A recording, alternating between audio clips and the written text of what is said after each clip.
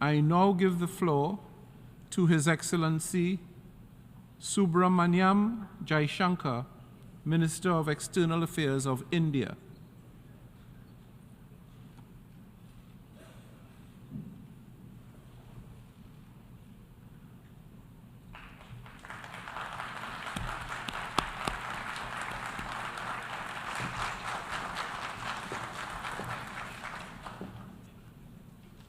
Mr. President, Excellencies, distinguished members of the General Assembly, Namaste from Bharat.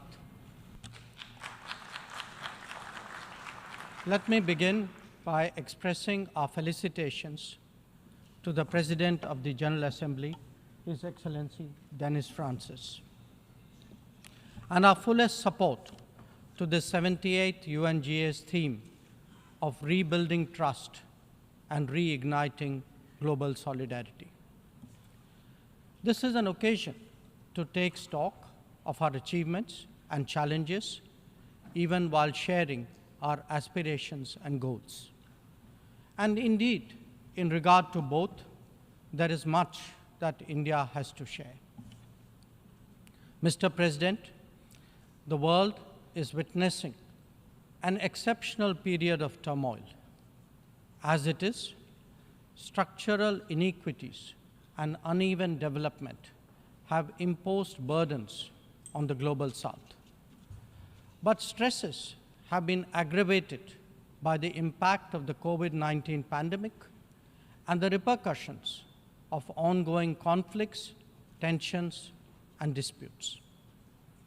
As a result, socio-economic gains of recent years have been rolled back, resources for sustainable development are severely challenged, and many countries really struggle to make ends meet. Navigating the future appears even more daunting today. At this juncture, it was with a sense of exceptional responsibility that India took up the presidency of the G20. Our vision of one Earth, one family, one future sought to focus on the key concerns of the many, not just the narrow interests of a few. In the words of Prime Minister Narendra Modi, it was to bridge divides, dismantle barriers, and sow seeds of collaboration that nourish a world where unity prevails over discord and where shared destiny eclipses isolation. The New Delhi G20 Leaders' Declaration articulates our collective ability to do so. Excellencies, friends, at a time when East-West polarization is so sharp and the North-South divide so deep, the New Delhi Summit also affirms that diplomacy and dialogue are the only effective solutions. The international order is diverse, and we must cater for divergences, if not differences. The days when a few nations set the agenda and expected others to fall in line are over. As the United Nations itself symbolizes, finding common ground is an imperative. To listen to others and to respect their viewpoints, this is not weakness, it is the basics of cooperation. Only then can collective efforts on global issues be successful. Recognizing that growth and development must focus on the most vulnerable, we began the G20 presidency by convening the Voice of the Global South Summit. This enabled us to hear directly from 125 nations and place their concerns on the G20 agenda. As a consequence, issues which deserve global attention got a fair hearing. More than that, the deliberations produce outcomes that have great significance for the international community. Mr. President, It was also noteworthy that at India's initiative, the African Union was admitted as a permanent member of the G20. By doing so, we gave voice to an entire continent which has long been its due. This significant step in reform should inspire the United Nations, a much older organization, to also make the Security Council contemporary. Broad representation is, after all, a prerequisite for both effectiveness and credibility. The outcomes of the New Delhi G20 summit will surely resonate for years ahead. Among them is an action plan for sustainable development goals, a crucial need of the day. Equally important are the high principles of lifestyle for environment, and the Green Development Pact as they shape our approach to our planet's future. The transformative role of digital public infrastructure has also finally been recognized, as the salience of women-led development in building an inclusive and progressive society. The reform of international financial institutions has been given due weight, as has the resolution of debt vulnerabilities. Friends, the New Delhi G20 outcomes are expressed both as larger policies and as specific initiatives. They could be about building cities for tomorrow, or fighting corruption, eliminating hunger, or delivering quality education, ending plastic pollution, or preserving the ocean-based economy, or for that matter, enhancing food security, or even mapping global skills. Some address long-standing issues like gender divide and climate action. Others focus on new concerns such as responsible harnessing of artificial intelligence.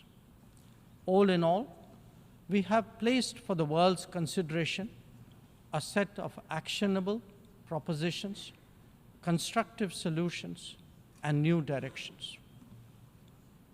Even as we encourage collective endeavors, India also seeks to promote cooperation with diverse partners. From the era of non-alignment, we have now evolved to that of Vishwamitra, a friend to the world.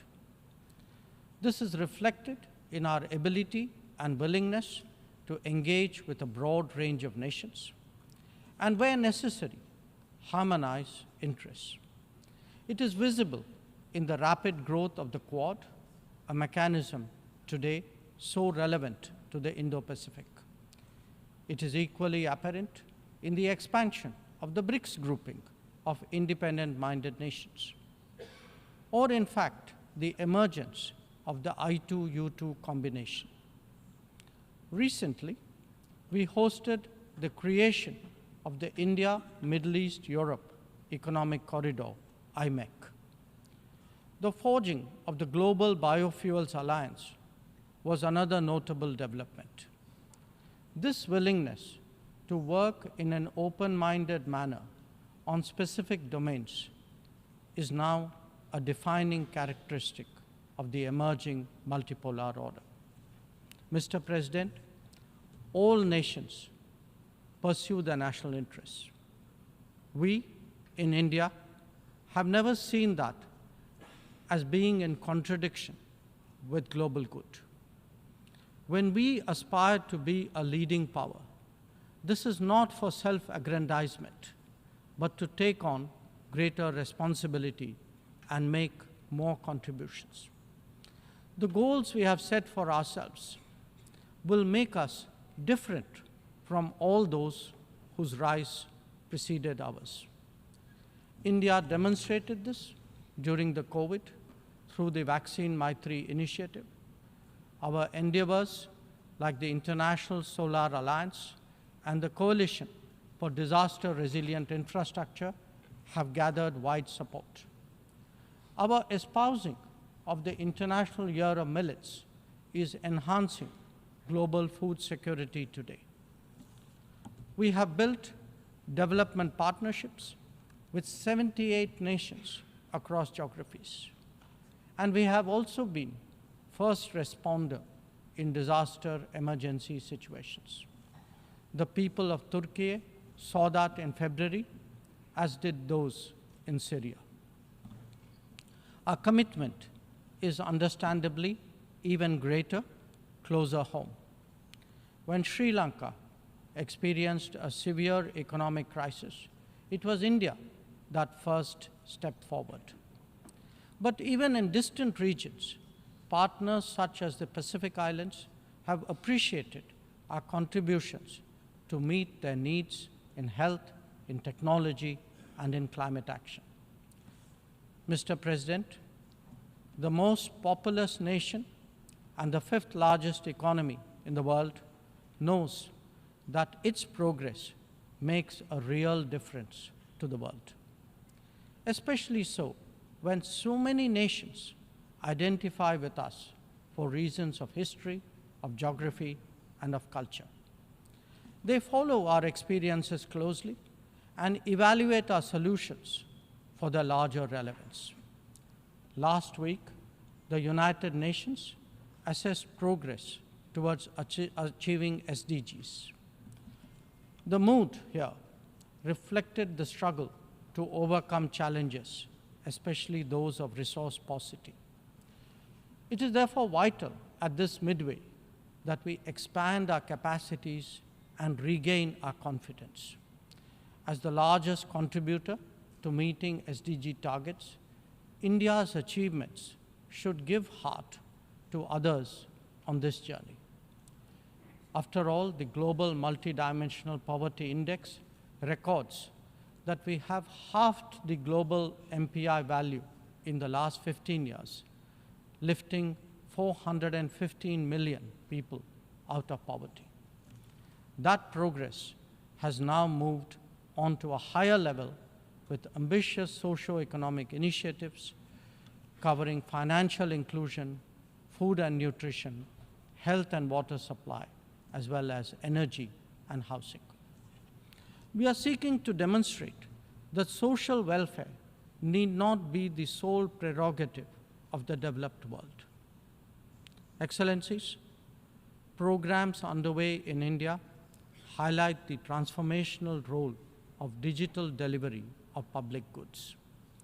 It has facilitated scaling up, it has enhanced efficiency, and it has combated corruption.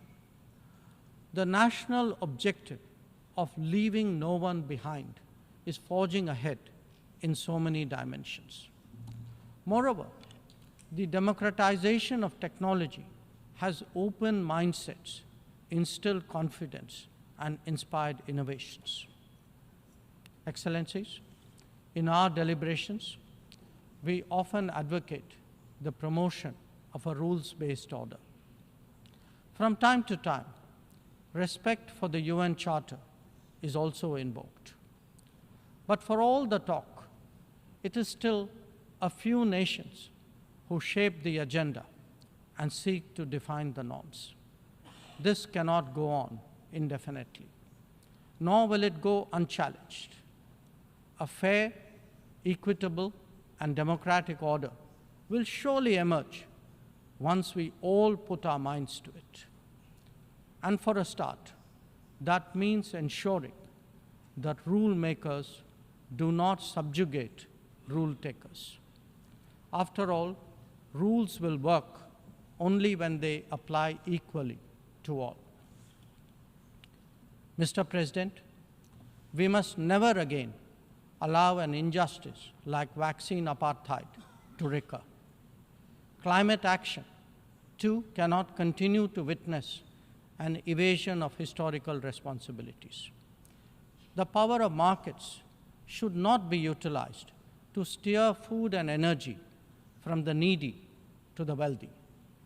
Nor must we countenance that political convenience determines responses to terrorism, extremism, and violence.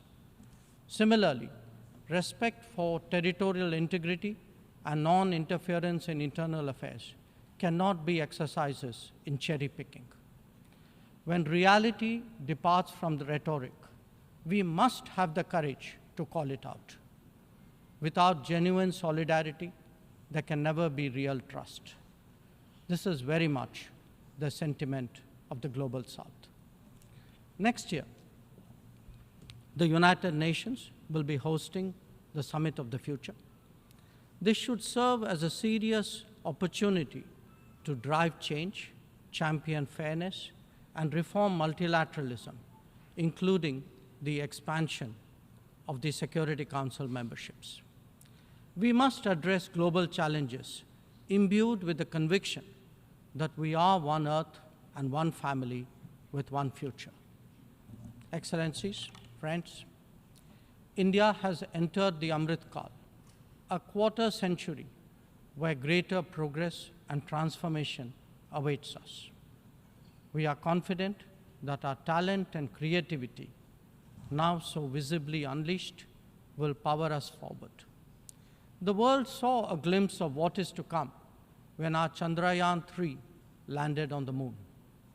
Today, our message to the world is in digitally enabled governance and delivery, in the widening ambit of amenities and services, in rapidly growing infrastructure, and in our energetic startup culture.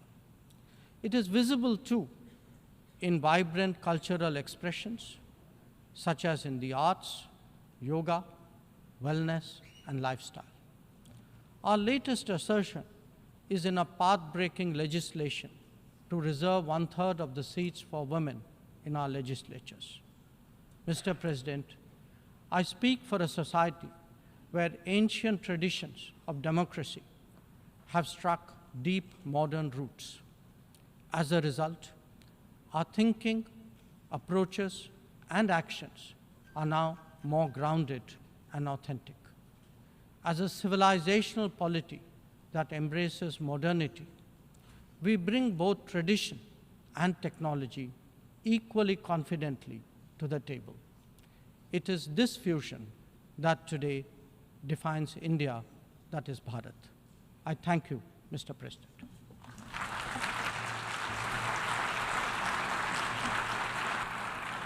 I thank the Minister of External Affairs of India.